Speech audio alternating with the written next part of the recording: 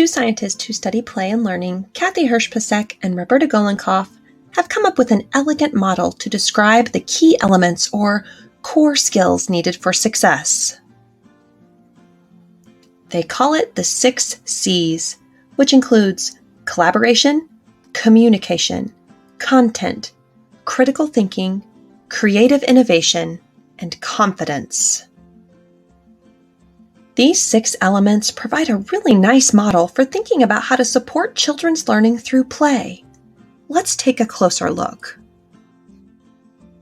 Let's start with collaboration. Collaboration includes everything that working with others entails, whether you're an adult or a child. The ability to manage one's emotions and reactions in order to get along with peers and adults. The ability to share and take turns. The ability to share one's ideas and feelings effectively. And the ability to take others' thoughts, feelings, and ideas into consideration. For example, not taking most of the blocks and leaving just a few for others, or not grabbing a toy away from a peer.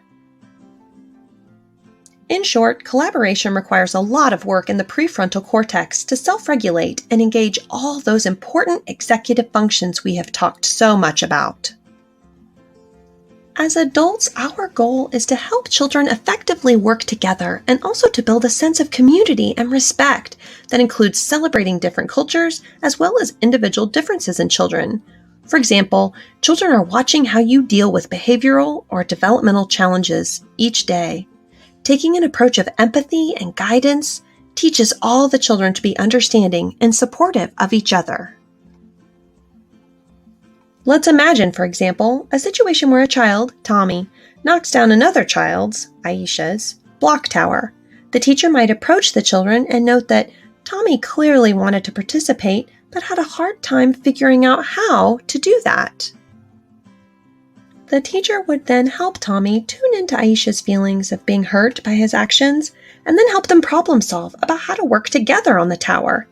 This approach means not shaming the kids, but instead seeing these challenging behaviors as a child's communication that he is having trouble coping and needs guidance and support. Children need to be effective communicators to be successful in all aspects of life. Good communication is not just about the ability to express oneself clearly in sounds and gestures for our littlest ones and in words for older children, but it is also about being a good listener. This means tuning into others' thoughts and feelings, which is also an important social-emotional skill. Young children need support and guidance to develop strong communication skills so that they can be good play partners. When young children are not able to tune into others' thoughts and feelings or to express themselves clearly, collaborative play is challenging. When children have trouble with communication, they often have a hard time entering into play to share their ideas and negotiate with others. They may just barge in an effort to get involved and may be perceived as bossy or bullies. They may cope by avoiding playing with peers and prefer to play on their own. So you can see how the ability to communicate has a significant effect on children's social, emotional, and cognitive development. Children who have difficulty communicating miss opportunities to build peer relationships and engage in the kind of collaborative play that we know builds critical thinking skills as well. When we see children having a hard time communicating their feelings and ideas, it is important for caring adults to step in and respond compassionately by providing modeling and scaffolding to support this important learning. In the unit on cognition, we explored the many ways children learn new skills and concepts. Making sense of developmentally appropriate content is critical for engaging effectively in play. Through play and exploration, children learn about the characteristics and functions of objects as well as relationships, experiences, and motivations. Through play, children have a chance to build on and deepen their existing knowledge. For example, to engage in a pretend play scenario around taking care of animals, children need a foundation understanding of animals, what they do, what they eat, how they behave. Through play, children may have new questions about animals or come up with new ideas, such as that small animals eat small amounts of food. After a new sibling is born, toddlers and preschoolers may play house, They repeat and create dramas about the routines and rituals of caring for a baby to make sense of this new experience.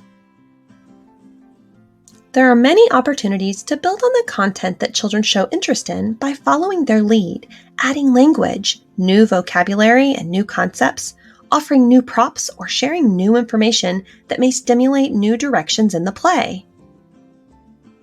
For example, in a class of 4-year-olds, a teacher noticed children playing bats during October. She shared the fact that bats sleep by hanging upside down in a dark space like a cave. Soon after, she watched several children huddle under the train table, trying their best to swing their legs above them to hang like a bat. Critical thinking entails the objective analysis of a situation to come up with the best way to approach the problem at hand. It involves considering different possible viewpoints or perspectives and being open to alternative explanations when there's strong evidence that they are more accurate. What part of the brain is working on critical thinking? That's right, the prefrontal cortex. Play helps build these critical thinking skills during play.